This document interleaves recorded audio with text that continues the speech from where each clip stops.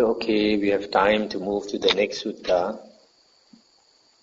Majjhima Nikaya 120, Sankharupapatti Sutta. Sankharupapatti Sutta. Here it says reappearance by aspiration. This Sankharupapatti consists of two words, Sankhara and Upapatti.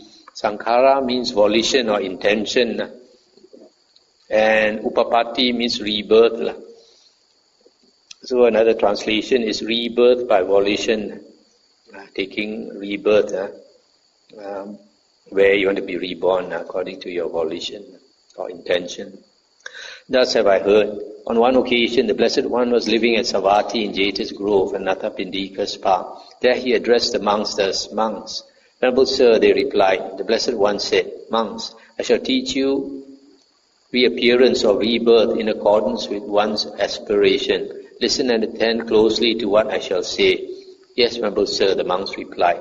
The Blessed One said, "Hear, monks, a monk possesses faith, virtue, learning, generosity and wisdom. He thinks, oh, that on the dissolution of the body after death, I might reappear in the company of well-to-do nobles. He fixes his mind on that, establishes it, develops it. These aspirations and this abiding of his, thus developed and cultivated, lead to his reappearance or rebirth there. This, monks, is the path, the way that leads to reappearance there. Again, the monk possesses faith, etc. He thinks, oh, that on the dissolution of the body after death, might reappear in the company of well-to-do Brahmins, or in the company of well-to-do householders. He fixes his mind on that. This, monks, is the path, the way that leads to reappearance there." Stop here for a moment. Here the Buddha is talking about if someone wants to be reborn as a high caste human being. In India they have 4 castes. The first 3 are considered quite high caste. One is the nobles, a warrior caste.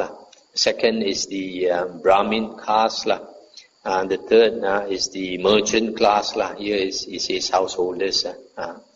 So if you want to be reborn in this high caste human birth, the Buddha says these few things are necessary: faith, virtue, learning, generosity and wisdom. So these 5 qualities. Also in some other sutta, the Buddha said that we want to repay our parents' kindness. We should teach them 4 things. One, to bring them to have faith in the triple gem, Buddha, Dhamma and Sangha. The second one is teach them to cultivate virtue or moral conduct. The third is teach them to be generous and like to be generous. And then the fourth, teach them to have wisdom by exposing them to the Dhamma. So the Buddha says, if we teach our parents these 4 things, then we repay our parents' kindness, which is very hard to repay. In fact, the Buddha says, if you teach them these 4 things, then you more than repay your parents' kindness. So those are the 4 things, but here the Buddha adds one more, much learning of the Dhamma. So if we have these 5 qualities, then we want to have a good human rebirth we can have in the next life. There is a sutta I forgot to mention, I think in the Anguttara Nikaya, where the Buddha says that 2 things are basic for rebirth back as a human being. One is charity or generosity, the other one is moral conduct or virtue. And the Buddha mentioned in that sutta that if a person develops these 2 things, generosity and moral conduct, to a very low degree, it's very likely that he comes back as a human being in the next birth, but with very little luck, not under good circumstances. And if he develops these 2 things, generosity and moral conduct, to a medium degree, very likely he will come back as a human being with much luck, with under very favorable circumstances. He'll be born, for example, with a healthy body, looking good, and in a rich family, and he he can make his fortune very easily.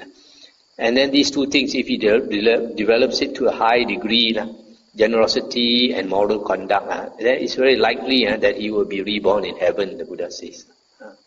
In other words, if a person does not develop generosity and this moral conduct, like a lot of humans don't do, then they have no chance of coming back as a human being or going to heaven. They'll be born in the woeful pains of rebirth. Okay, coming back to this paragraph 6. Again, the monk possesses faith, virtue, learning, generosity and wisdom. He hears that the gods of the heaven of the four great kings are long-lived, beautiful and enjoy great happiness. He thinks, oh, that on the dissolution of the body after death, I might reappear in the company of the gods of the heaven of the four great kings. He fixes his mind on that. This, monks, is the path, the way that leads to reappearance there.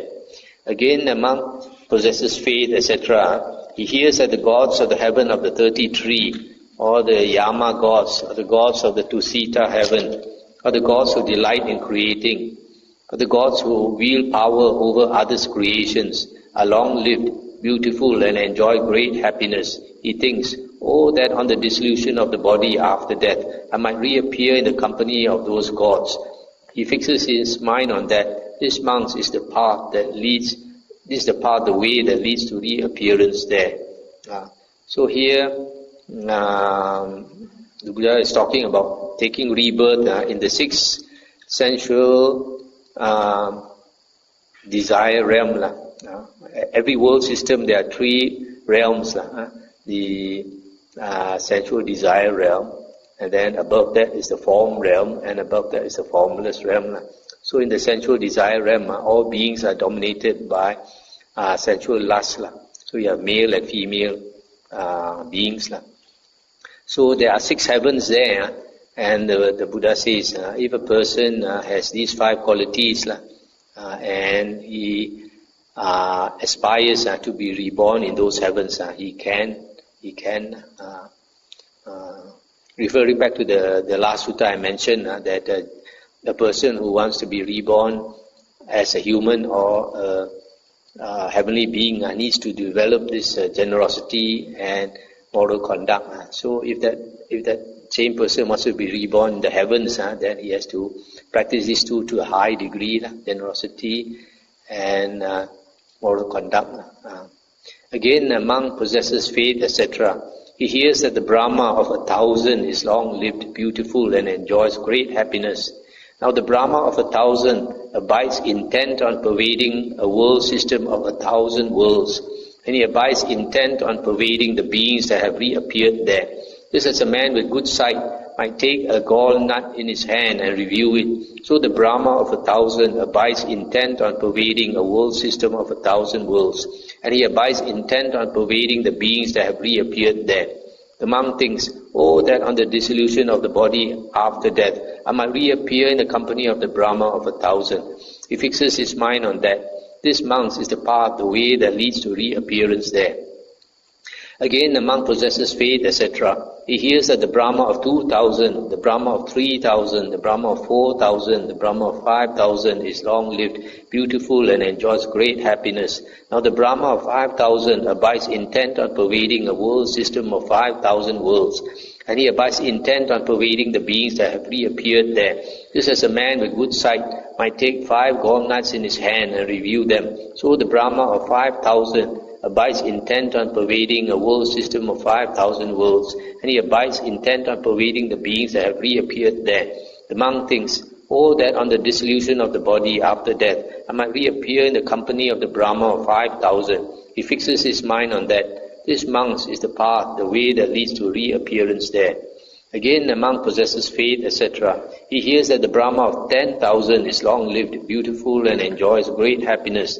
Now the Brahma of 10,000 abides intent on pervading a world system of 10,000 worlds, and he abides intent on pervading the beings that have reappeared there.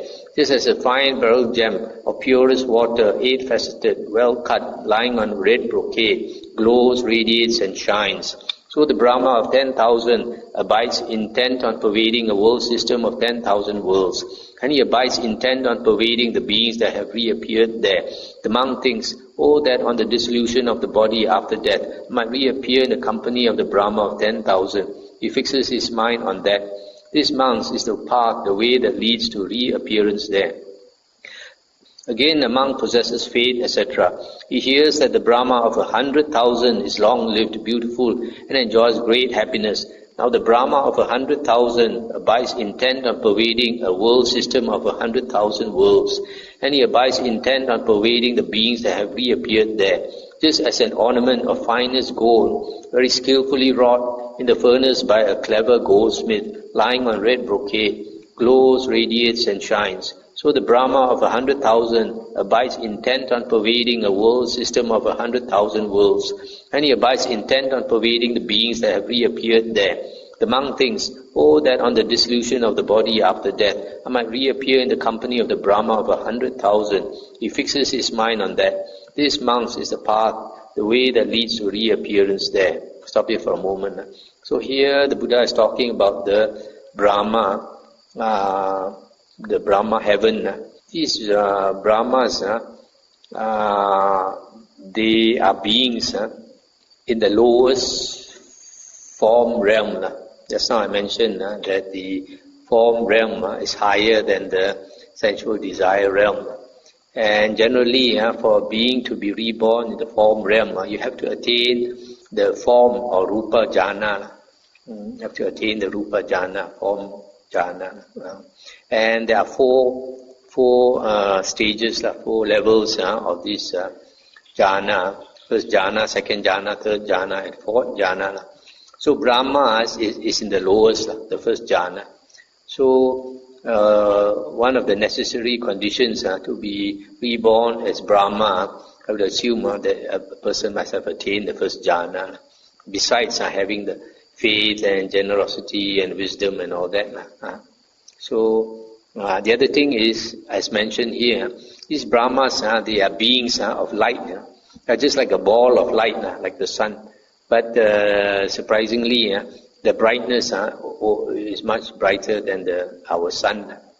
So here it talks about world system. The Buddha says every sun is one world system. Every sun. So every sun, every star that we see in the sky, there's a possibility that there are humans there. So the thing is so far away, we still haven't found that out.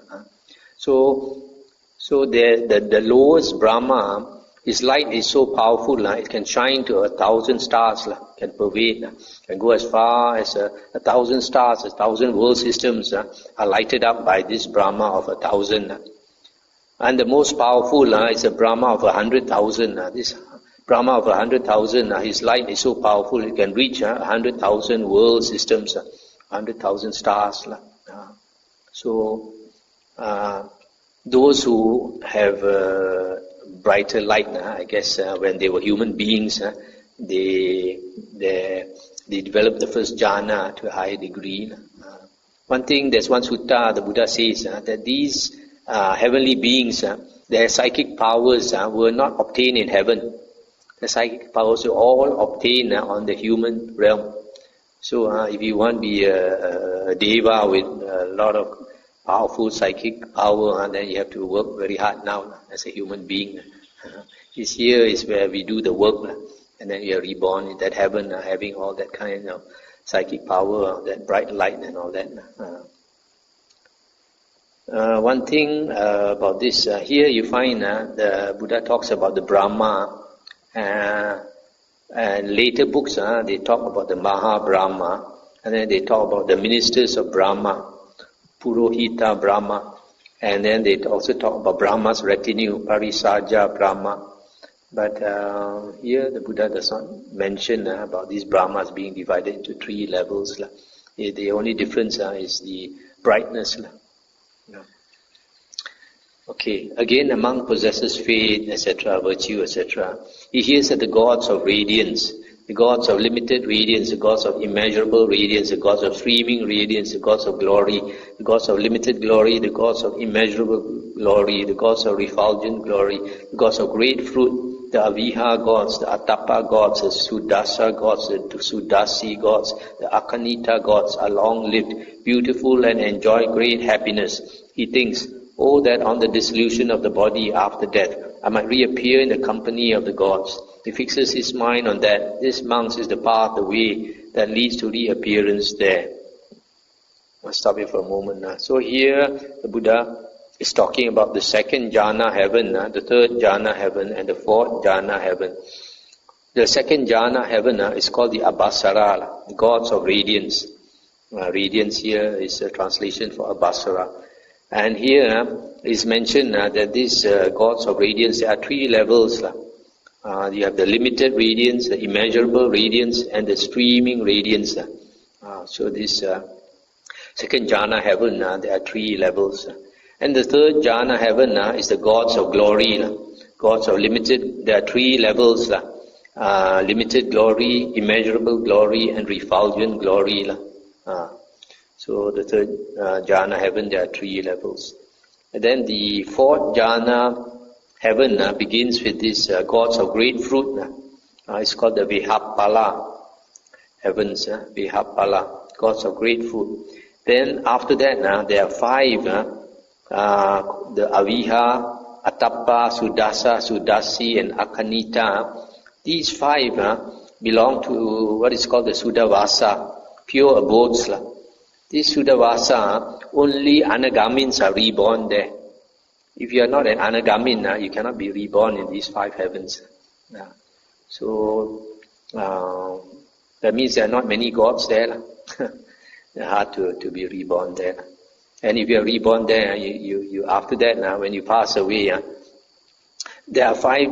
Why are there five levels there? Because there are some of them, they're born in the lower level of these five. After they pass away, they go to a higher level. After they pass away, they go to a higher. So some of them, they pass to five heavens before they enter Nibbana. There's some, they pass to four heavens and they enter Nibbana. Some three heavens, some two, some one, and then they enter Nibbana. So these are the pure abodes that only Anagamins are reborn. And also, I like to mention here, later books, like commentaries and all that, they added this asanya satta, the beings without perception. That means they only have a body, but no perception and no consciousness. The commentaries and other books, they put them in this fourth jhana heaven. These beings, asanya satta, are mentioned by the Buddha in certain suttas. But the Buddha did not mention which level of heaven they are in. But it is possible that they might be in the fourth jhana heaven. Again, the monk possesses faith, virtue, etc. He hears that the gods of the base of infinite space, the gods of the base of infinite consciousness, the gods of the base of nothingness, the gods of the base of neither perception nor non-perception are long-lived, long-enduring, and enjoy great happiness. He thinks, oh, that on the dissolution of the body after death might reappear in the company of the gods of the base of whatever. He fixes his mind on that, establishes it and develops it. These aspirations and this abiding of his, thus developed and cultivated, lead to his reappearance there. This, monks, is the path, the way that leads to reappearance there.